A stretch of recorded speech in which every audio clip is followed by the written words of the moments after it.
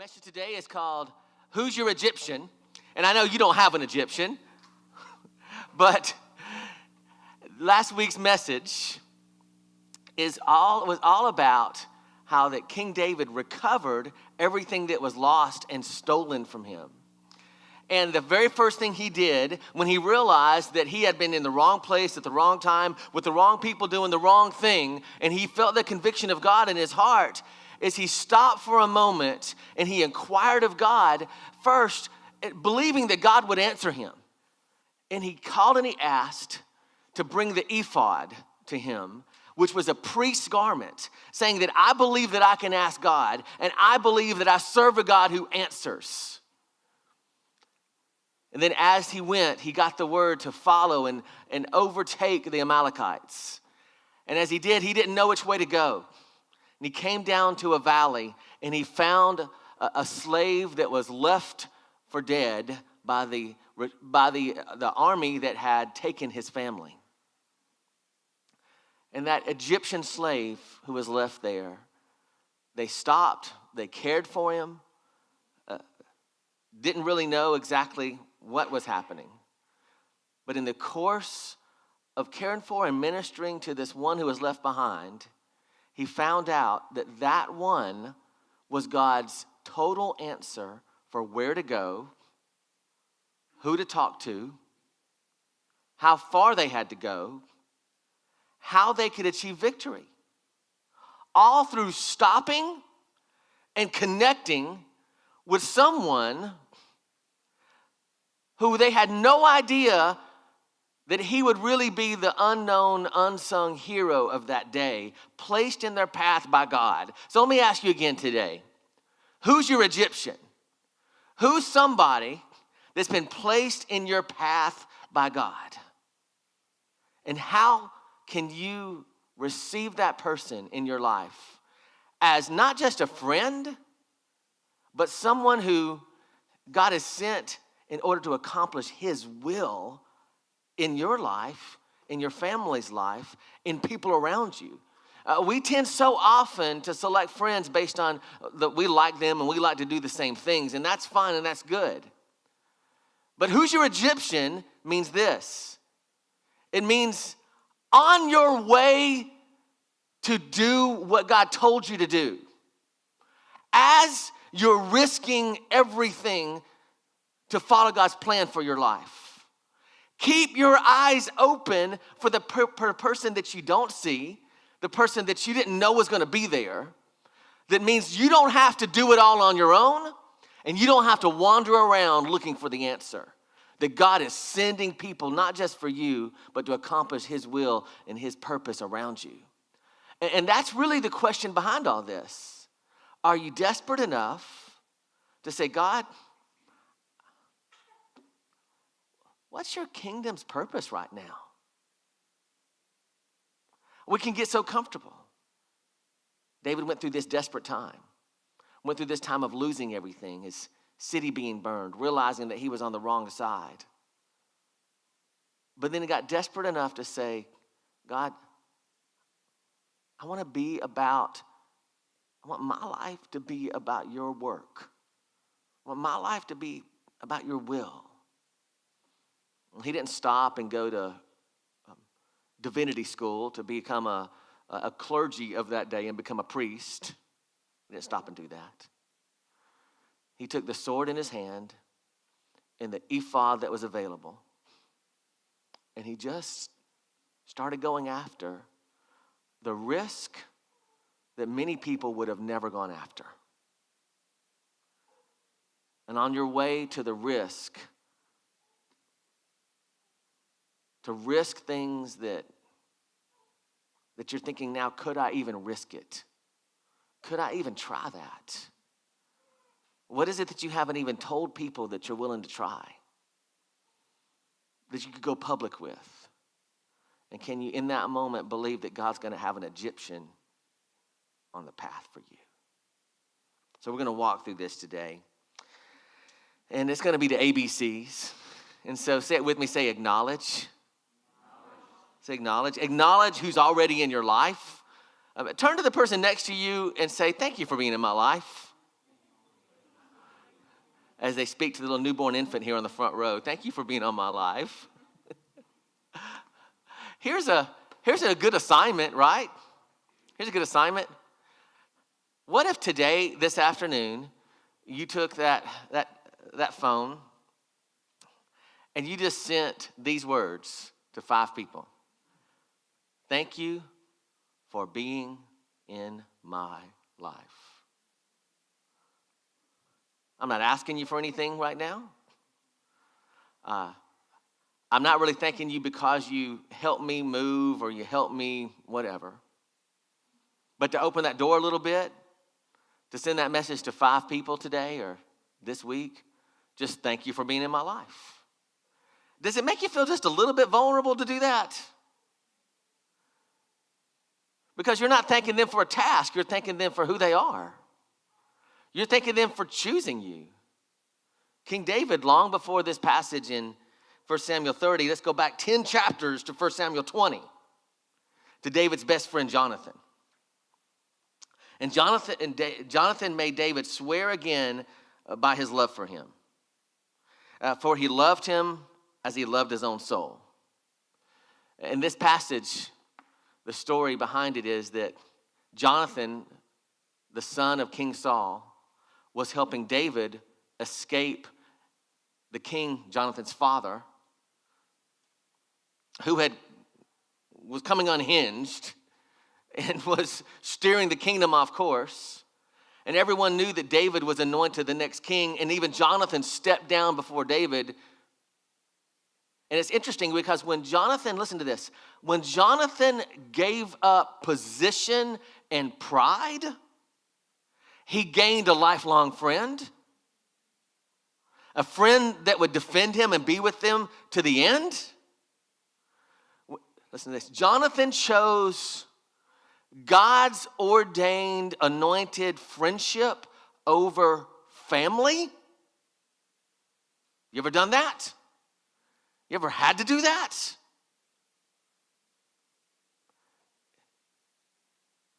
And David stops, and they have that moment together. And it's like all they're doing is they're saying, thank you for being in my life. But it's a lot more than that. They're saying, you and me, it's not that just we're in this together. We're being used by God to transform the kingdom into what God wants it to be. We have a higher purpose. Thank you for being in my life for God's purpose. Who's in your life for God's purpose? That's a better question, right? Who is in your life for God's purpose? Whose life are you in for God's purpose? The best friends that are ever made are the friends that are made on the way to rescue, to do God's will, like in 1 Samuel 30, when they went after the families. There's something about a shared experience that people never get over. I was on a baseball team one time. It was the 4th grade C League Crows. And I quit before the season was over. I just didn't think I had what it took for 4th grade C League Crows. Is there anything you ever quit before the season was over? Is there anybody that you can say in life, I can say, God, my next chance, I'm going all the way with these people. I'm not going to stop because it looks like we're losing. Because it's not about whether it's the winning and losing is not as important as the purpose. I mean, I'd rather lose at something that's right than to win at something that's wrong. I'd rather lose at something that we gave our all at because I had a shared experience with somebody who's not going to turn their back on me.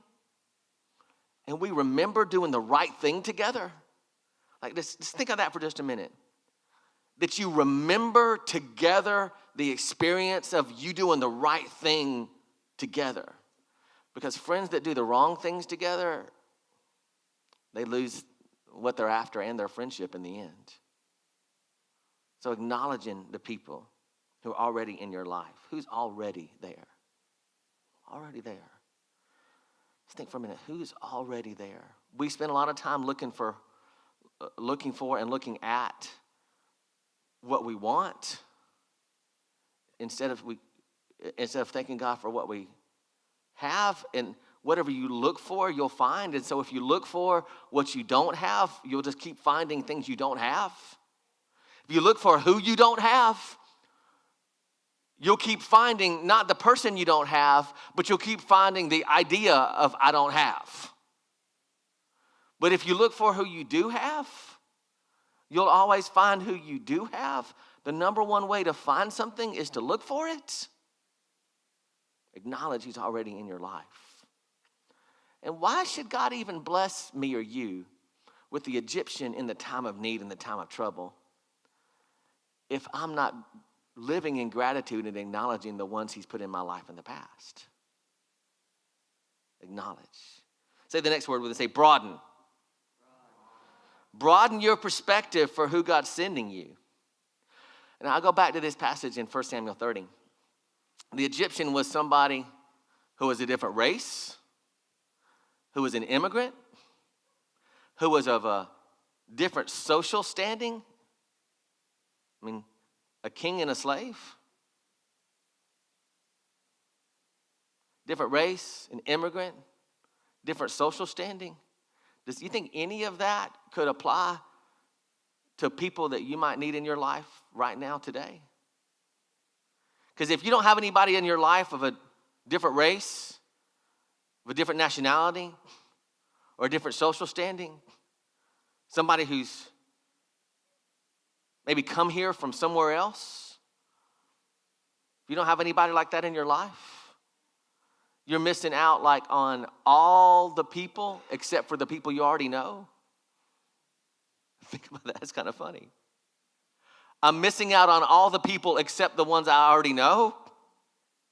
I'm missing out on all the people except for the ones who already look like me. I'm missing out on all the people except for the ones who already talk like me. I'm missing out on all the people except for the ones who have my language. I'm missing out on all the people except for the ones who have the same standing. You know, it's something wild breaks through when people go, like I've seen so many people who have gone on mission trips, and they are absolutely never the same. They're glad of what they did on the mission trip, but what they're more glad about is what happened to them when their eyes were opened to the relationships that are possible with people who are so different than you. So different than you. And so here's another assignment on the broaden one. First assignment was what? Like, thank people, like send 5 text messages, thank you for being in my life. Here's the next one. Who is it that's not like you at all, that's a first level connection in your life? It's a first level friend in your life. Who is it that's out there that could be a connection in your life? Because on the way to solving the thing that hurts you, on the way to healing the thing that's a problem for you, is there anybody along that path that's extremely different than you? Do you know what sign of maturity it is to be able to connect with people that are very different than you? Because that means you have to get past your judgments of who they are, right? I mean, we all have these heads-up displays of if someone looks like this, acts like this, is from this area, or talks like this, then this is how they are, right? If they have this kind of earring and they're this gender, or if they wear these kind of clothes, or if they have this kind of skin color, or if they have this kind of a language, or if they have this kind of economic standing, this is how they are. I mean, some of the best people I know still struggle with that. But who is it that's so different than you that can be your Egyptian? The scripture says, Proverbs 12:2, pride leads to disgrace, but with humility comes wisdom. 1 Corinthians 15:33 says, don't be fooled by those who say such things, for bad company corrupts good character. Acknowledge who's already in your life. Broaden their perspective for who God is sending you. And C, cultivate genuine connection. Cultivate genuine connection. Okay, what's everybody's favorite subject? Everybody, you know that everyone has the same favorite subject? You know what everybody's favorite subject is? It's themselves. You know why it's their favorite subject? Because they know a lot about it. And they have a lot of memories with that. They have quite a bit of, everybody has quite a bit of education in themselves. Everybody's favorite subject. People mostly listen to WIFM. You know what WIFM is? What's in it for me? Do you know how to get people to listen to you when you tune into their station of what's in it for them? I mean, it's not the way to live all the time, but it's the best way to start with people. Cultivate genuine connection. And how do I move past that? Romans 12, 9 and 10 says, don't just pretend that you love others. Say it with me. Say, really love them. Don't just pretend that you love others. Really love them. Love each other with genuine affection and take delight in honoring each other. And I got 4 little points here underneath this one. And if you can just go with me here on this and tell me what you think about this.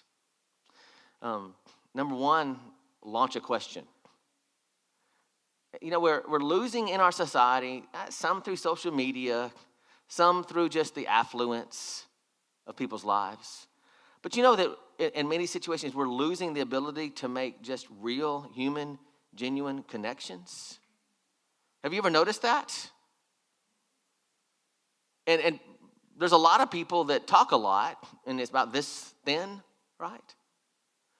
And a lot of people that are on social media a lot, and we don't have to even talk about that, right? How that can go crazy real fast. But the ability to say, just have a question. You know the difference between somebody says, like, how are you doing? Right? And when somebody says, how are you? And it's really not a difference in how the word's pronounced and how the sentence is pronounced. It's more of a difference in the eyes. Because if I say, how are you? And then I look, like I went to church one time, and the greeter at the door literally did this. How are you doing? And shook my hand and looked the other way. That's kind of funny. Me being me, what do you think I did? I grabbed his hand, pulled him in, and I said, hi. Hi. And I told the pastor, because he's my friend. But I did. And so, but to be able to say, how are you? And then like, it's in the eyes. Have you noticed that? It really is in the eyes. How are you? And there's a weird little thing between being interested and being in performing an interrogation with people. You ever had that person that like they're interested and then they're so interested and then now you feel like this is kind of creepy and I got to get out of this? Yeah. But so it's right in there between, and because you don't want to be creepy, you look away fast. Right? And because you don't want to seem disinterested, you look too long. But there's that critical little moment in there. If you've ever been on a first date, you know this moment, right? Where you look and you look away and you look and you look away. It's just people. It's just people. And what if we could become experts at that in our church, in our families, in our lives? How are you doing? I'm looking long enough. You know, that's what even people who are performers on stage in front of thousands of people, do you know that they still do that? They're not making that personal connection, but in front of thousands of people, they'll try to catch one person's eye. Just one person's eye. Whose eye have you caught this morning? There's people in the room. Let's look at the second one. Cultivate genuine connection. Listen to the heart, because people say crazy things, right? People say things that are either like way dramatic, or they'll say things that are so minimal, nothing, right? But if you listen past the words, listen to the heart, you might be thinking like, we didn't do that in my family. I don't live with anybody who does that. And, oh my goodness. I don't know if I ever can even preach this part. Don't fix it, but just listen. If I was really preaching my own desires, I would preach fix it, don't listen. You know, man, so many times I have tried to come up with the answer because I was sure I was right halfway through the other person's sentence. If you're laughing hard, it might mean that you do that too. That sounds hard. Like, it's hilarious to say to somebody, that sounds hard. What do they say? They say, that sounds hard. When you say that sounds hard, what would they say? Yeah, it was hard. Number 3. And I love that. I don't know who says this outside of the South, but we say this a lot of times. Love on them. Love on them. Anybody know if they say that in Maine or they say that in Wyoming? Okay. Not in Wyoming. Not in Minnesota. Love on them. Just love on them. Man, that was hard. And then how about this one? That was big. That was big. To go from how are you, just the right amount of eye contact. You know, if you're not an eye contact person, it's easy. Do more. It's not hard to figure out if you're not an eye contact person. Do more. If you're an eye contact person, you know who you are, do a little less. It's creepy. Do a little less. But when you get down to that was big. When you said that was big, did you say I agree with you? Because you don't know enough about it to say I agree with you or not. When you say that was hard, or you're saying you're right. You know, most children don't ever grow up in a home where people say that was hard. The adults say that to them. Most children grow up in homes where they're told, that's no big deal to the kid. Would they be able to say that's hard? Be able to say that was big. And number 4, let them share more. Strange things happen when you say things like, is there any more to that? When you say, is there anything else? Tell me more about that. I mean, I double dog dare you to end the grocery store line this week to say to somebody, tell me more about that. How are you going to find your Egyptian if you can't say, tell me more about that? You will never have any Egyptians. Somebody else is going to get your Egyptian. Tell me more about that. So acknowledge who's already in your life. Broaden your perspective for who God's sending to you. Who's going to send the text messages today? 5. Thank you for being in my life.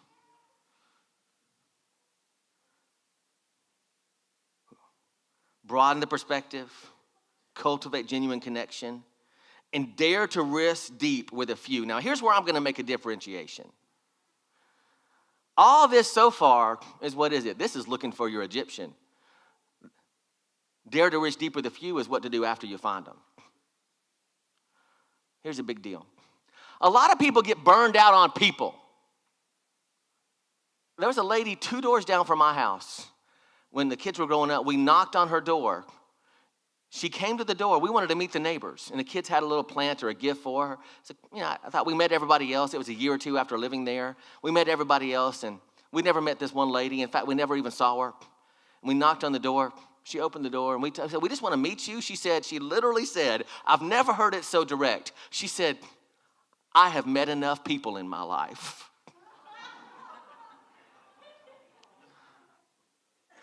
I've met enough people in my life. I said, you've met enough people? Yes. I've met a lot of people all my life, and I don't meet people anymore. Now, people don't say that out loud and that directly, but they give you that look, don't they?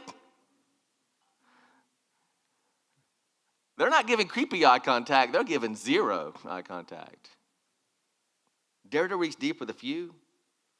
And here's the issue here. You really have to pick who you trust with the deeper things in your life. Let's take that apart. You have to pick. I mean, you actually have to pick. When that lady 2 doors down died, nobody knew it for many days. You have to pick. You have to pick. And you have to pick people who are mature to trust with deep things. Because here's how you get burnt out on people, is you either don't pick or you pick immature people, and sometimes you end up people who just have your same interests or who are a lot like you. And you trust those people with those deeper things, and they might be just as unstable as you are. That's why you like them sometimes. When you're feeling unstable, your judgment about who to share things with can really be bad sometimes. But to choose and choose deep with a few, and to choose people who have, I heard this the other day, and I love this. It said, when you're looking for people in your life, it was talking about dating specifically. How do you know if somebody's stable? They said, just ask questions like, have you been in a job a long time? Have you, how did your other relationships end? Things like that. But if you ask yourself the question, when you're choosing to go deep with a few, how long have they been in my life? And how consistent have they been in their other relationships? A man of many companions may come to ruin, but there's a friend who sticks closer than a brother. Now listen to this. The Bible just told you that there is a friend. There is an Egyptian. It might be the passing Egyptian that God places there to show you the direction. It might be the long-term Egyptian that goes with you on the way. But there is a friend that sticks closer than a brother. And every time that you're tempted to think in your life, you just can't trust people. Every time you're tempted to think, I'm not trying again, there is a friend that sticks closer than a brother. The last one today, the E. Express God's love more than your own. Now, I'm going to ask for some feedback on this one. What would be the reason for this? Why would you need to express God's love more than your own love? What do you think? It's better. Yeah. Somebody else. Yeah. Yeah, because you know you're going to mess it up with somebody at some time, right? What's another reason to express God's love more than your own? Yeah.